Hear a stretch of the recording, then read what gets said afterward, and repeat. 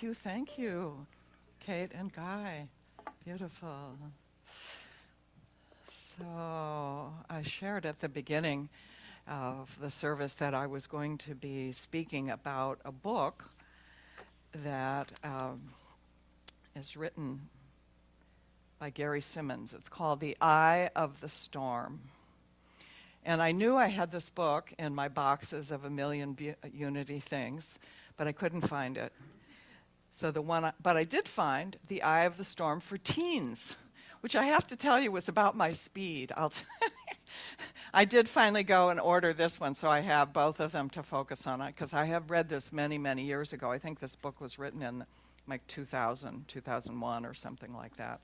But it feels really important for us to kind of revisit the work that Gary Simmons brought to us. He's a well-known Unity minister, and as I had mentioned, he's been part of the Peacemakers group at Unity for many years. And, you know, we can think about peacemaking as being a global thing, and clearly there's a big need for global peace in our world. There's a need for peace in our own country right now. There's a need for people to have peace in their various communities. And we also have a need for peace, our own peace inside of ourselves. And to really understand our Unity teachings, we know, where does peace begin? It begins within us, right? And so this is his model. The eye of the storm is about that indwelling presence that is the eye. And he talks very specifically about that, just anchoring in the metaphor of storm. And I just want to read this to just make it more clear for us what we're talking about.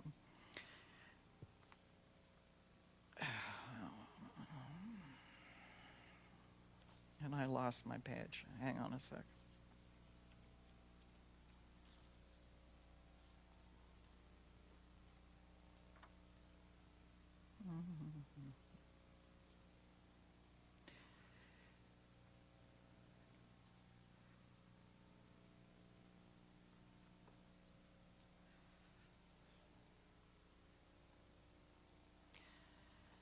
So he says conflict and interpersonal difficulty. We know what interpersonal difficulty means. Anybody ever had interpersonal difficulty?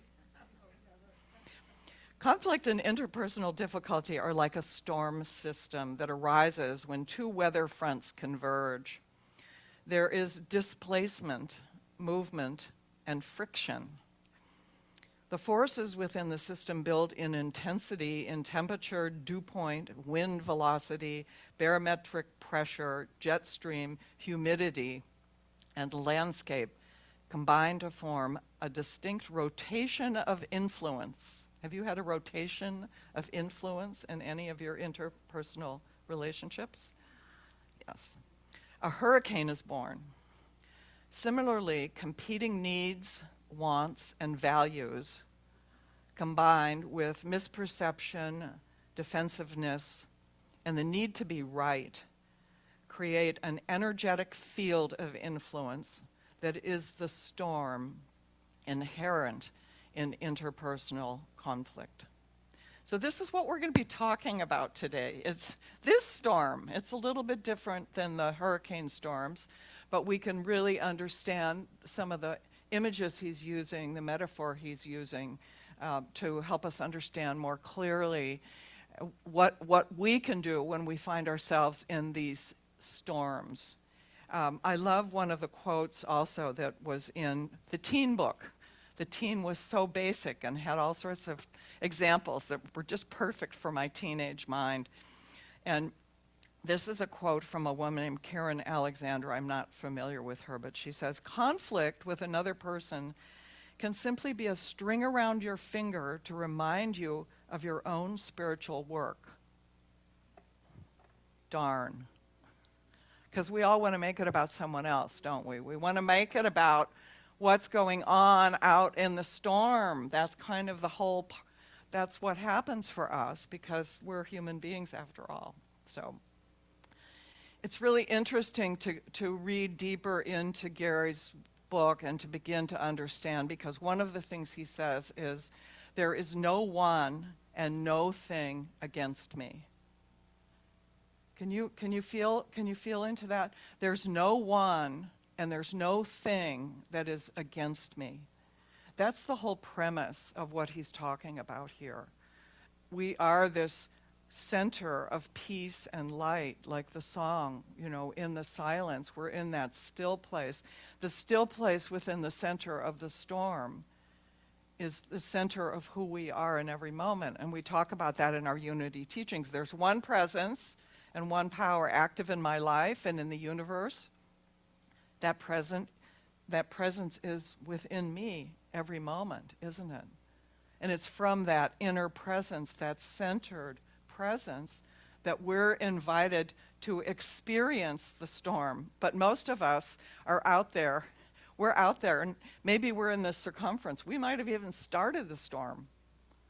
Some of us might be really great at whooping up a storm in a relationship, getting things going, creating the friction.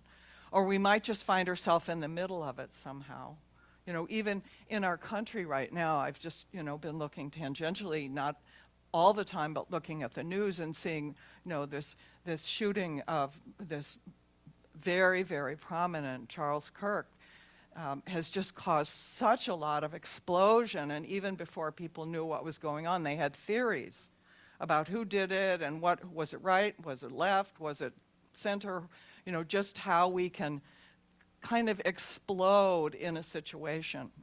And this is where Gary Simmons gives us some tools that we can use to begin to see how we show up as the eye of the storm. And I loved this because a part of my teachings, and some of you know, I've spent a lot of time in India.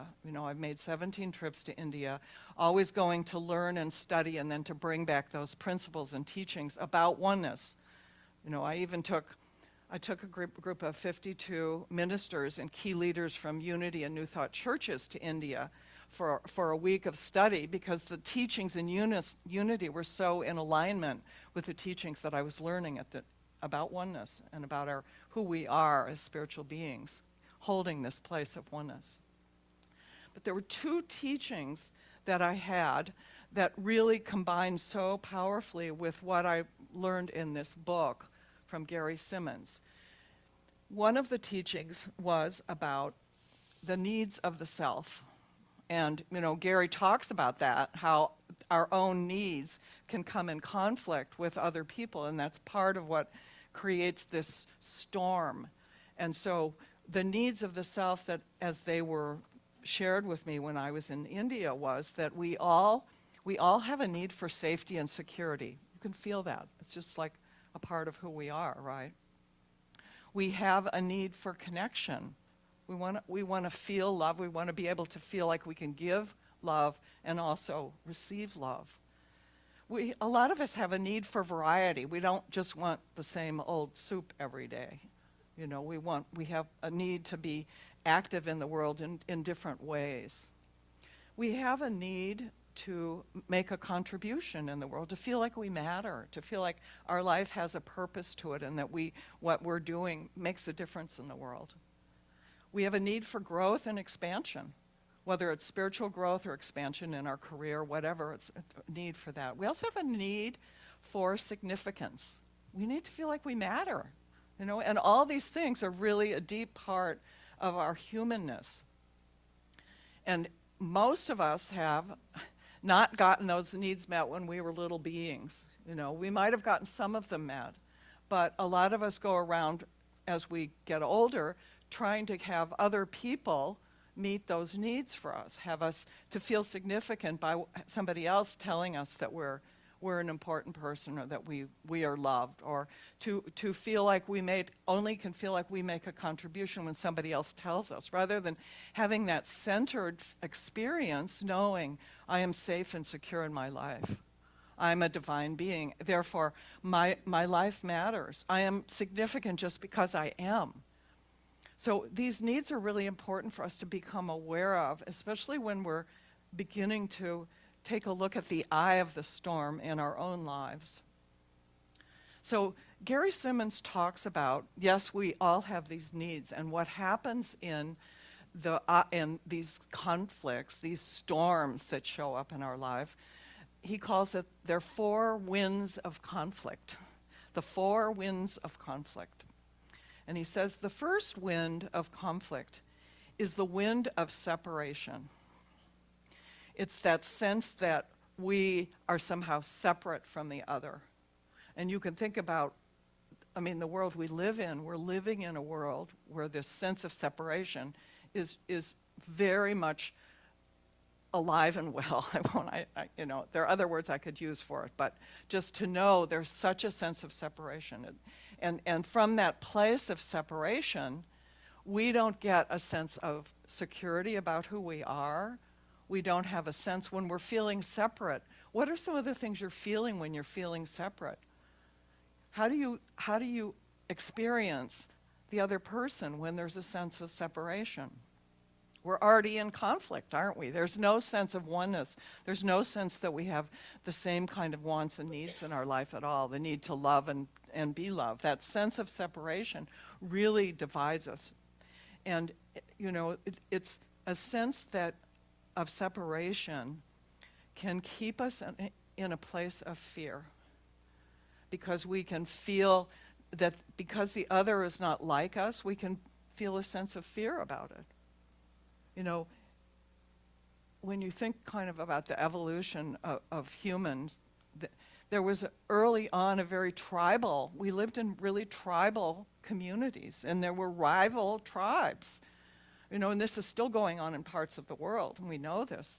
And there was a lot of fear about the other because we didn't know who they were. They were separate. There was a sense of deep separation geographically and often just in the culture of those different individual groups. We see it in our country, don't we? Because people have immigrated here and brought their cultural traditions. And for some of us, we welcome that. We feel what a joy it is to experience the other's way of living, their culture, their vibrant music, their food. But there's some people who feel that sense of separation from that and want to keep that separation there. So that sense of separation can be a huge piece of the conflict, of the storm that's happening, and to be aware of how that shows up in our own life. Gary Simmons also talks about the sense of misperception. And I think that is kind of one of the really, really big things that allows conflict to just keep going, because we all have our own perception, don't we? We have our own belief systems. And based on my belief system, it might be very different from Kate's belief system, but we get into a conversation based on our belief system, and we want to be right. The ego has these games it wants to play. The ego wants to dominate. I want to be right. I want to make you wrong. I want to control the situation. Or I don't want to be controlled by the situation. So this idea of the misperception based on our belief system can be a really huge part of the kind of interpersonal conflicts that happen for us. We can misperceive someone's motives based on what our belief system is, or the judgment that we've made about who they are, how they're showing up, if we're not willing to have those conversations, sometimes the hard conversations.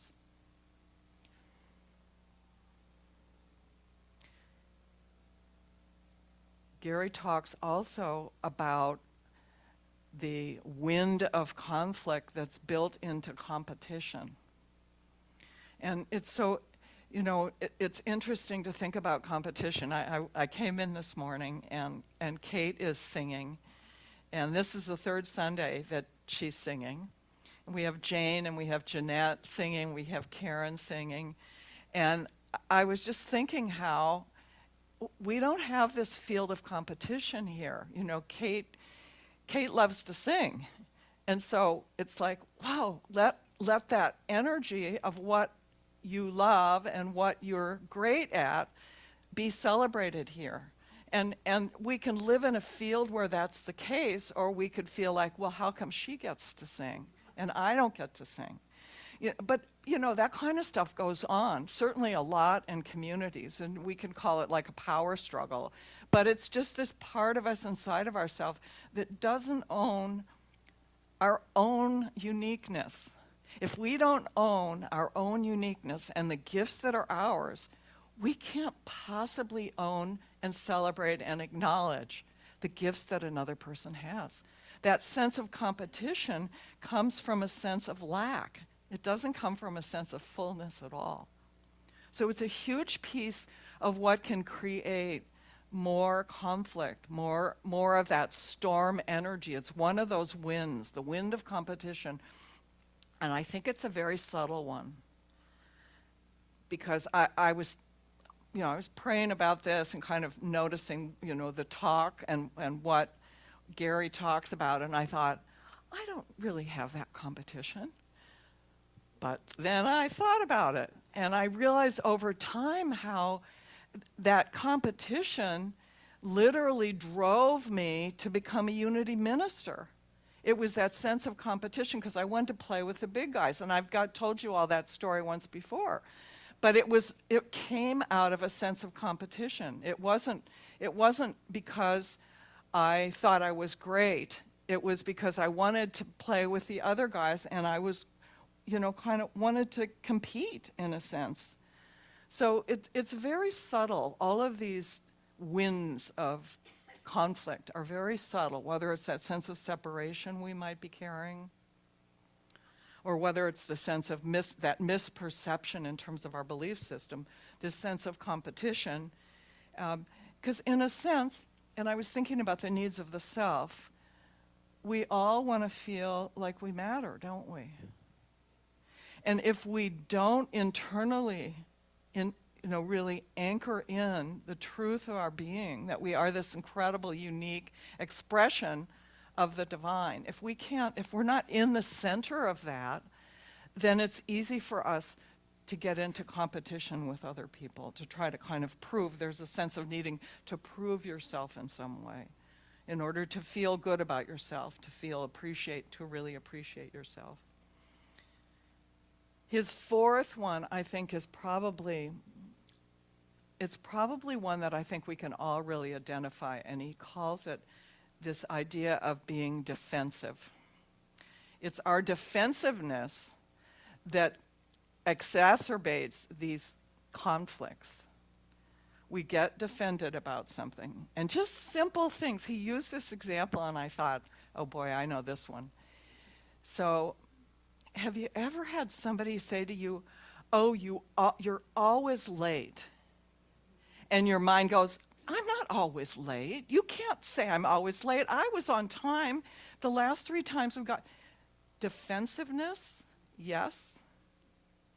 The interesting piece about this is if we start looking at how we become defensive, instead of being aware of what's going on for the other person, why would that person be saying, oh, you're always late? What is it that person needs? What's the need that's going on for the person who says, oh, you're always late? Anybody got an idea? They just want to feel they matter enough that you would show up on time. Isn't that part of it? Have you ever been around somebody who was always late? What do you feel inside? Like, I'm, chopped liver, right? I've been here for half an hour and you didn't call me. And so the piece about these different winds of conflict that he's talking about give us a string around our finger to see where's our spiritual work? Where can I be more aware of my connection with other people? Not only do I have these needs of security, of making a contribution, of being significant, of a sense of variety in my life, a need to make a contribution in the world and really show up. I have those needs and you have them too. And so when we get into conflict, we can begin to ask ourselves some of these questions. We can have more awareness about what are some of the winds that are exacerbating this conflict that's happening in my interpersonal relationship. I loved one of the misperception quotes that was in the teenage book. She talked about this man driving along, and the person behind him, the person in front of him was just going really, really slow. And he's beeping on the horn, you know, like, come on, because he's like, there's plenty of space, and he's beeping on. And the guy's leaning out the window, and he's going, pig. The guy's going, what's, you know, beep, beep, beep. The guy's going, pig. And, you know, the guy's getting ready to do something with his hand pretty soon because he's really getting irritated. So he gets out of his car, and the guy and talks to the guy. He says, there's a pig in the road. Misperception. Misperception. But we have things like that all the time, don't we? I mean, I just love that one. I thought that was like really, you know, how you can just really get yourself going. We can get ourselves going in traffic. You know, we don't know where that crazy person who's driving, cutting us off is, what's going on with him. Hopefully they're not looking at their phone. But, you know, we have all these opinions about how this is going to happen. So I loved one of the quotes, and I don't remember which book was this, but the idea that conflict is the midwife for our spiritual growth. If we could begin to see, instead of being in resistance to conflict and walking away from it, getting in our fight or flight mode, kind of amygdala space, if we could begin to see that we're experiencing conflict and we're experiencing it because we're in this wind system, and maybe it's because we're feeling a sense of separation, or we're feeling like we need to compete, or maybe our belief systems have we have a misperception about what's going on, or maybe we've just moved into defensiveness. But whatever it is, the conflict is an invitation for us to move into center. And what does that movement into center mean? It's connecting with the presence and the power of the divine within us, with that still place. And when we allow ourselves to be the eye of the storm instead of the wind system in the outer, and we can move into that place of peacefulness, connecting with higher consciousness, connecting with the wisdom of the divine that sees a much bigger picture than that small little storm that we feel like we're in. It's from that place of stillness, that the right action that we're to take emerges, the words that we're to speak, or maybe we're not supposed to speak. When somebody tells me I'm always this or that, instead of defending myself, I'm just able to not say anything and go, oh, yeah, I'm sorry I'm late again. You know, just diffuse the bomb that's there. So this is a really powerful awareness for us to have, you know, understanding both the needs that we all have as spiritual beings, but also the way we kind of try to defend ourselves, make ourselves right, get our needs met in that whirling swirl of conflict, instead of moving into the center, into the eye of the storm, which is grounding ourselves in the presence and the power that is our divine nature. We talk about it every single week, you know. It's the fifth principle, to know these things and to not do them, to know that prayer and meditation are really a way for us to reform our belief systems, to let go of those old patterns that have kept us stuck. And for many of us, that's what's driving the storms. So I put in the bulletin, and we're going to go through a little meditation of this. I put in the bulletin these reflective questions for you to take with you, because I think it's really important to begin to understand how, you know, as Gary says, we're making meaning out of all of these things. It's part of this idea that we misperceive. So he says to ask yourself when you feel off-center. Conflict is the evidence that the self you think you are is colliding with the truth of what you are. In a sense, when we get in conflict, we're being who we are not. We're being that part in the outer part of the storm where the who we are is that divine presence inside. So I'm going to invite you to put your papers down because those are for you to take home.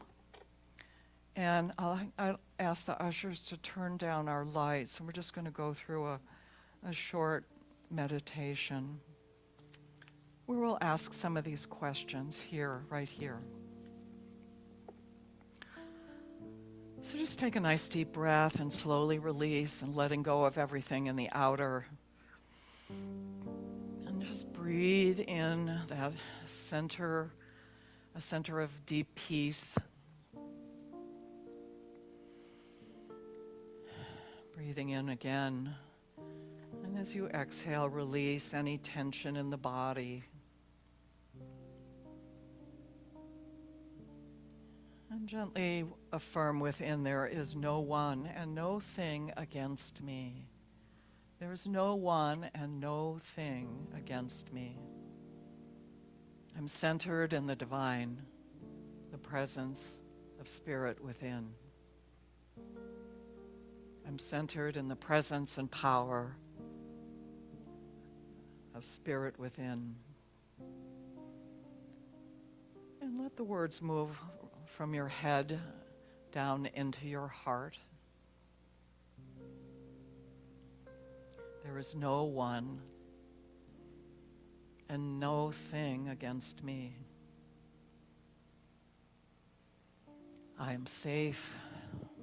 I'm supported. I'm seen, and I am one with the presence of God Life, Mother, Father, Creator, source of all that is.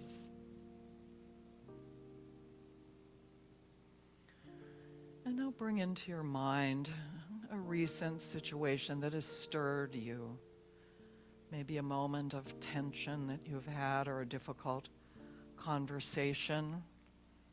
Just a feeling of somehow being off balance.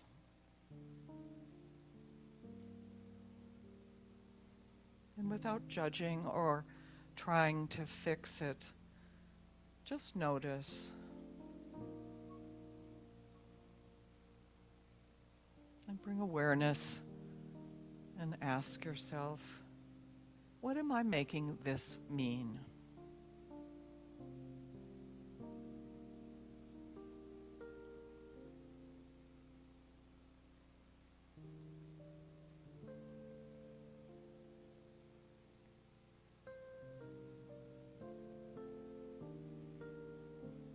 How is it possible that this feels like a threat to me in any way?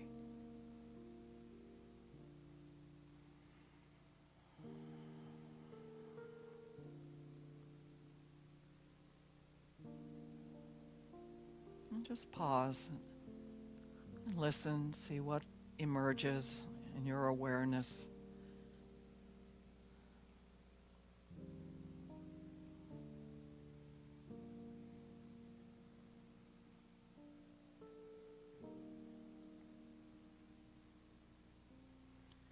And now ask, what belief do I have about myself that is creating this feeling?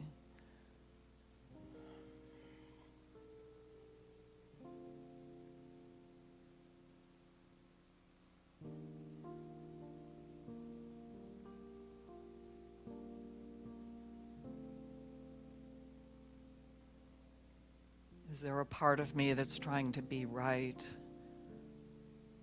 To feel safe, to feel appreciated, or to stay in control?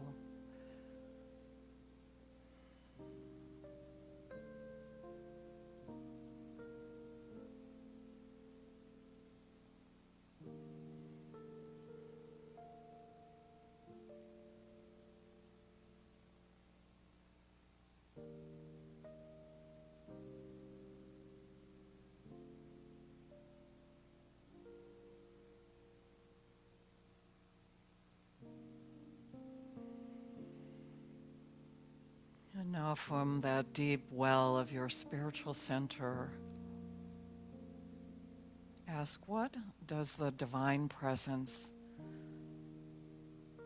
the Christ consciousness, that indwelling light in me, know about this situation, this experience.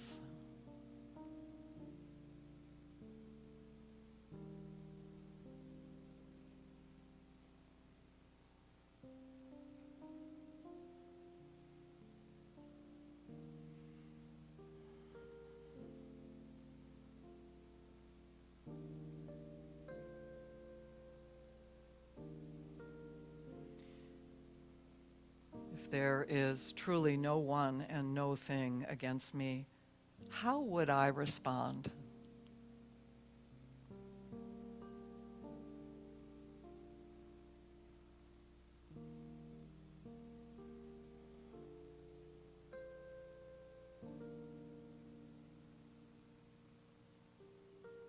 And as you let that inner knowing rise up within you, know that you are not the conflict. You are not the story. You are not the fear or the doubt. You are the stillness in the very center.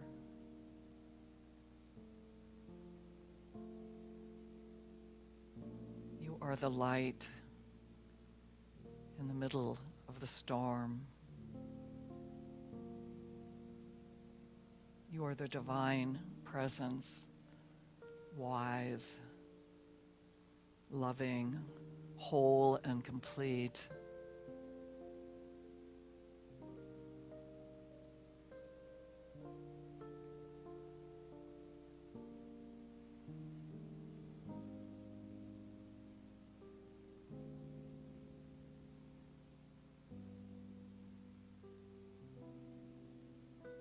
And offering gratitude for this sacred time together, let's close by gently affirming, I return to peace. I return to love. I return and rest in the center of the divine presence, always within me and all life. And I am grateful. Thank you, thank you, thank you to the divine.